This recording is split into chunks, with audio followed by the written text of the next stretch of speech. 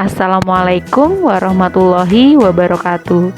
Kembali lagi di channel Asna Mariatul bersama Ibu Guru Asna Mariatul Kiptiah yang selalu akan menyajikan materi-materi pembelajaran kelas 5 sekolah dasar. Kali ini kita masih ada di tema 7, subtema 1, peristiwa kebangsaan masa penjajahan. Tapi kali ini kita masuk ke pembelajaran berikutnya, yaitu pembelajaran 4 sampai dengan 6. Simak baik-baik ya. Jangan lupa selalu jaga kesehatan dan selalu rajin cuci tangan supaya kita terhindar dari penyakit dan juga berbagai virus. Nah, anak-anak, pertama kita akan membahas tentang faktor penyebab keragaman di Indonesia. Masyarakat Indonesia merupakan masyarakat yang majemuk, banyak kebudayaan yang mempunyai ciri dan karakteristik berbeda pada setiap daerahnya. Perbedaan yang timbul dalam masyarakat dipengaruhi oleh beberapa faktor. Yang pertama adalah pengaruh kebudayaan luar. Jadi anak-anak, Indonesia ini memiliki letak yang strategis. Ingat, yaitu di antara dua samudra dan juga dua benua. Hal ini menyebabkan Indonesia menjadi jalur perdagangan yang banyak disinggahi bangsa asing dari berbagai macam ras, agama, dan budaya. Hal inilah anak-anak yang mengakibatkan sebagian dari masyarakat Indonesia terpengaruh oleh budaya asing. Berikutnya yang kedua adalah faktor keturunan. Faktor keturunan yang pertama adalah ras. Ras merupakan golongan bangsa berdasarkan ciri-ciri fisiknya. Di Indonesia sendiri dibedakan menjadi 4 kelompok ras. Yang pertama adalah kelompok ras Papua Melanesoid yang terdapat di Papua, Pulau Aru, serta Pulau K. Kemudian yang kedua, kelompok ras Negroid, orang Semang di Semenanjung Malaka dan orang Mikopsi di Kepulauan Andaman. Berikutnya, yang ketiga adalah kelompok ras Wedoid, adalah mereka orang Sakai di Siak Riau, orang Kubu di Sumatera Selatan dan Jambi, dan masih banyak yang lainnya. Nah, dan yang keempat ini adalah kelompok ras Melayu Mongoloid, di mana kelompok ras ini masih dibedakan menjadi dua golongan, yaitu yang pertama adalah ras Proto-Melayu atau Melayu tua, antara lain suku Batak, suku Toraja, dan suku Dayak. Kemudian ini ras Deutero-Melayu atau Melayu muda, antara lain suku Melayu, sukunya Ibu Guru, suku Jawa, Sunda, Makassar, Bugis, dan juga Minang. Nah, kemudian faktor keturunan yang kedua adalah suku di Indonesia. Jadi masyarakat Indonesia terdiri atas berbagai suku bangsa atau etnis yang memiliki bahasa, adat, serta budaya yang berbeda. Misalnya di Sumatera dihuni suku Aceh, Melayu, Batak. Kemudian di Jawa dihuni oleh suku Betawi, Sunda, Osing, dan juga suku Jawa itu sendiri. Kemudian misalnya di Kalimantan ada suku Dayak dan juga suku Banjar. Nah, itu adalah faktor keturunan yang terdiri atas ras dan juga suku di Indonesia. Berikutnya, faktor yang ketiga adalah perbedaan kondisi geografis. Anak-anak, manusia itu cenderung untuk memanfaatkan lingkungan di sekitarnya. Misalnya masyarakat pesisir pantai yang bekerja menjadi nelayan, sedangkan masyarakat yang tinggal di dataran tinggi itu bekerja sebagai petani kebun. Nah, itu dia faktor-faktor penyebab keragaman yang ada di Indonesia. Berikutnya, supaya kalian lebih jelas lagi, kalian bisa melihat bagaimana ras yang ada di Indonesia. Ingat ya anak-anak, ras itu adalah golongan bangsa berdasarkan ciri-ciri fisiknya. Oke, di sini ada beberapa ras. Yang pertama tadi ingat namanya adalah kelompok ras Papua Melanesoid, ada di nomor 2. Ada yang menyebutnya Papua Melanesoid, ada yang menyebutnya juga Melanesoid. Nah, ciri-ciri dari ras ini adalah memiliki kulit yang hitam, bentuk muka bulat atau oval, dan memiliki mata yang besar. Tingginya sekitar 160 sampai dengan 170 cm. Kalian bisa lihat ya, kurang lebih wajahnya seperti itu. Kemudian yang kedua adalah tadi kita membahas kelompok ras Negroid, ada di nomor 4 ya. Kelompok ras Negroid ini memiliki warna kulit hitam pekat, memiliki bentuk muka kotak, berahang besar dan dahi lebar, serta bentuk matanya dalam. Tingginya biasanya lebih dari 170 cm. Kemudian yang ketiga, yang tadi kita bahas adalah ras Wedoid. Kebetulan belum ada di tabel, Bu Asna tambahkan sendiri di sebelah kiri itu. Ras Wedoid itu memiliki ciri-ciri kulitnya sawo matang, kemudian berambut hitam, serta bertubuh sedang. Kemudian yang keempat adalah kelompok ras yang paling sering ditemui, yaitu kelompok ras Melayu Mongoloid atau juga disebut sebagai Malayan Mongoloid, sama saja. Ciri-cirinya adalah memiliki kulit sawo matang, memiliki bentuk muka bulat dan juga mata yang besar, tingginya sekitar 150 sampai dengan 165 cm. Nah, di antara ras-ras yang ada ini yang mungkin belum Bu Asna jelaskan adalah Asiatic Mongoloid atau ras Mongoloid, juga disebutnya seperti itu. Nah, tidak usah risau anak-anak, jadi memang ada beberapa ras yang hidup berdampingan serta membaur menjadi warga negara Indonesia. Misalnya warga keturunan Tiongkok, itu rasnya Mongoloid atau Asiatic Mongoloid yang ada di nomor 3, memiliki warna kulit yang cenderung ke warna kuning, bentuk muka oval, memiliki mata sipit, tingginya 155 sampai dengan 165 cm. Kemudian juga ada warga keturunan Arab, Pakistan, India yang merupakan ras Kaukasoid. Nah, itu anak-anak ras-ras yang di Indonesia dan juga ras-ras yang hidup berdampingan yang menjadi warga negara Indonesia juga. Berikutnya kita masuk ke materi IPS, tepatnya materi sejarah tentang peristiwa-peristiwa sejarah pada masa awal pergerakan nasional. Jadi anak-anak, sebelum tahun 1908, perjuangan yang dilakukan oleh rakyat Indonesia sering mengalami kegagalan karena perlawanan masih bersifat kedaerahan. Nah, faktor penyebab kegagalan ini anak-anak antara lain adalah kalah dalam persenjataan, perjuangan bersifat kedaerahan, kemudian perlawanan tidak serentak, Belanda menerapkan politik adu domba atau divide et impera. Kemudian yang kelima, masih sangat tergantung pimpinan. Jadi jika pemimpin tertangkap, maka perlawanan akan terhenti. Nah, anak-anak, berdasarkan pengalaman tersebut, maka kaum pelajar ingin berjuang dengan cara yang lebih modern, yaitu melalui organisasi. Organisasi-organisasi inilah yang menandai lahirnya sebuah masa yang disebut sebagai masa pergerakan nasional. Nah, pergerakan nasional adalah bentuk perlawanan bangsa Indonesia terhadap kaum penjajah tanpa menggunakan kekuatan bersenjata. Ciri pergerakan nasional yang pertama adalah pergerakannya bersifat kebangsaan atau nasional, jadi sudah tidak kedaerahan. Yang kedua, pergerakan menggunakan sistem organisasi yang modern dan juga demokratis. Ketiga, pergerakan didirikan oleh kaum terpelajar. Keempat, bentuk perjuangan tidak bersifat fisik, melainkan sosial, ekonomi, dan pendidikan. Nah, pergerakan nasional anak-anak itu dibedakan menjadi 3 masa, yaitu masa awal pembentukan pergerakan nasional, masa non-kooperasi, dan masa moderat atau kooperasi. Anak-anak, pergerakan nasional di Indonesia itu dipengaruhi oleh faktor internal atau faktor dalam negeri dan faktor eksternal, faktor dari luar negeri. Berikut faktor internal. Yang pertama adalah perlakuan diskriminatif dari kolonial Belanda yang menimbulkan kesengsaraan dan penderitaan terhadap rakyat Indonesia. Kemudian yang kedua, adanya kenangan kejayaan masa lalu, yaitu kejayaan Sriwijaya dan Majapahit yang membuat masyarakat Indonesia, kaum-kaum terpelajar semakin bersemangat untuk membuat sebuah pergerakan nasional. Kemudian yang ketiga, lahirnya kaum cendekiawan dan kelompok terpelajar Islam. Keempat, kesadaran sebagai suatu bangsa yang ingin hidup bebas.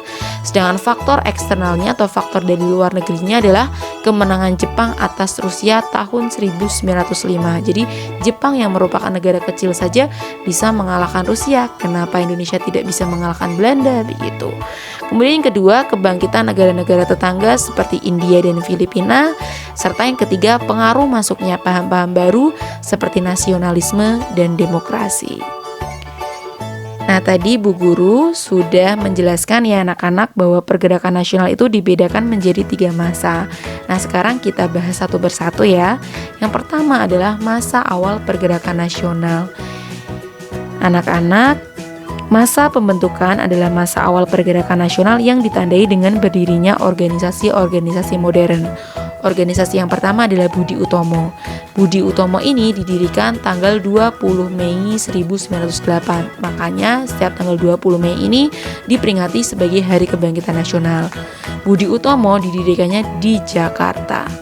Kemudian yang kedua didirikan oleh mahasiswa Stovia atau mahasiswa-mahasiswa kedokteran dan diketuai oleh Dr. Sutomo. Ketiga, Budi Utomo ini memiliki arti yaitu usaha mulia. Berikutnya, Sarekat Islam. Sarekat Islam atau SI itu didirikan oleh Haji Samanhudi di Solo. Dulunya SI ini bernama Sarekat Dagang Islam atau SDI. Tujuan Sarekat Islam adalah menghidupkan kegiatan ekonomi pedagang Islam di Indonesia.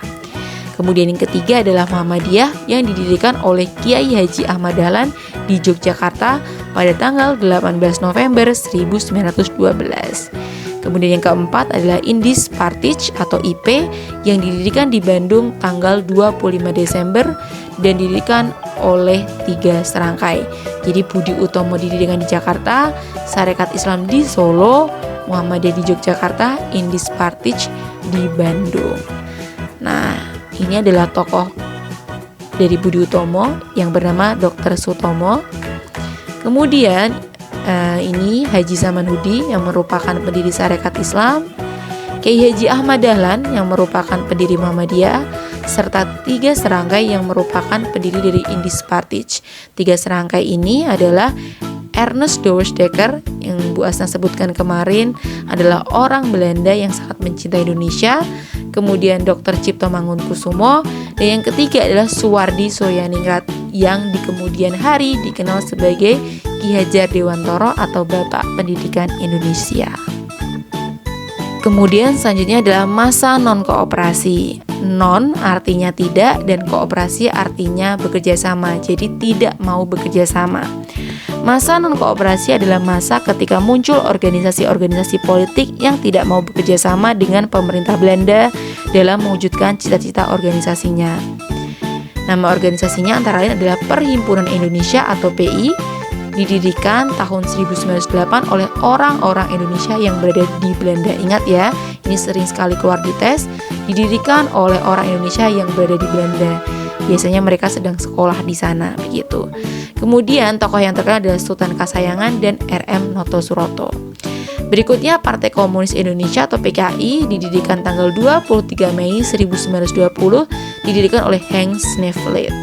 Kemudian yang ketiga Partai Nasional Indonesia atau PNI didirikan di Bandung dan diketuai oleh Insinyur Soekarno. Nah, ini adalah tokoh Perhimpunan Indonesia, di mana tokoh-tokohnya adalah orang-orang Indonesia yang berada di Belanda. Kemudian ini adalah Henk Sneevliet, pendiri dari PKI, dan Insinyur Soekarno yang merupakan ketua dari PNI. Berikutnya masa moderat atau kooperasi. Masa moderat adalah masa ketika muncul organisasi yang bersifat kooperatif atau mau bekerja sama. Nama organisasinya yang pertama adalah Parindra atau Partai Indonesia Raya. Tokoh yang terkemuka adalah MH Tamrin yang sering dijadikan sebagai nama jalan ya anak-anak. Tujuannya adalah Indonesia mulia dan sempurna. Kemudian Gerindro, Gerakan Rakyat Indonesia yang didirikan tahun 1937, tokohnya Sartono, Akegani, Sanusi Pane, dan lainnya.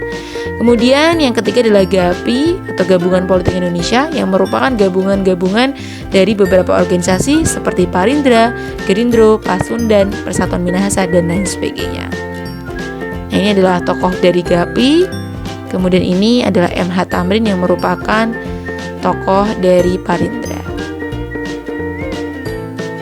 Nah, anak-anak, kita lanjutkan ke Sumpah Pemuda. Sumpah Pemuda merupakan salah satu tonggak utama dalam sejarah pergerakan kemerdekaan bangsa Indonesia.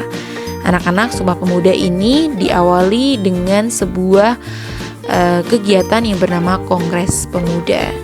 Kongres itu semacam rapat gitu anak-anak. Nah, Kongres Pemuda yang perlu kita pelajari adalah Kongres Pemuda 1 dan Kongres Pemuda 2. Kongres Pemuda 1 diselenggarakan tanggal 30 April sampai 2 Mei 1926 di Jakarta yang diketuai oleh M. Tabrani.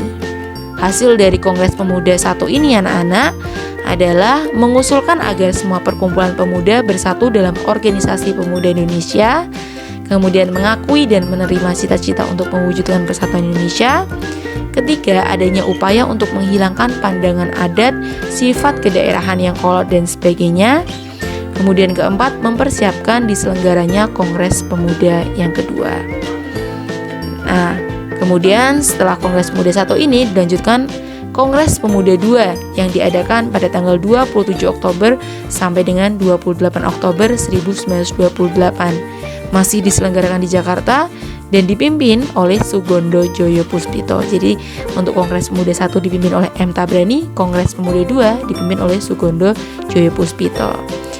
Hasil dari Kongres Pemuda kedua ini adalah menyepakati seluruh organisasi kepemudaan di Indonesia dan mengikrarkan Sumpah Pemuda. Itu mengapa Sumpah Pemuda itu diperingati setiap tanggal 28 Oktober karena memang lahir pada tanggal 28 Oktober 1928. Anak-anak, isi dari Sumpah Pemuda kalian harus ingat. Yang pertama, kami putra dan putri Indonesia mengaku bertumpah darah yang satu, tanah air Indonesia. Kedua, kami putra dan putri Indonesia mengaku berbangsa yang satu, bangsa Indonesia. Ketiga, kami putra dan putri Indonesia menjunjung bahasa persatuan, bahasa Indonesia. Berikutnya, materi IPA tentang peristiwa mengembun dan menyublim. Kalian masih ingat tentang segitiga yang Bu Asna perlihatkan ini? Ya.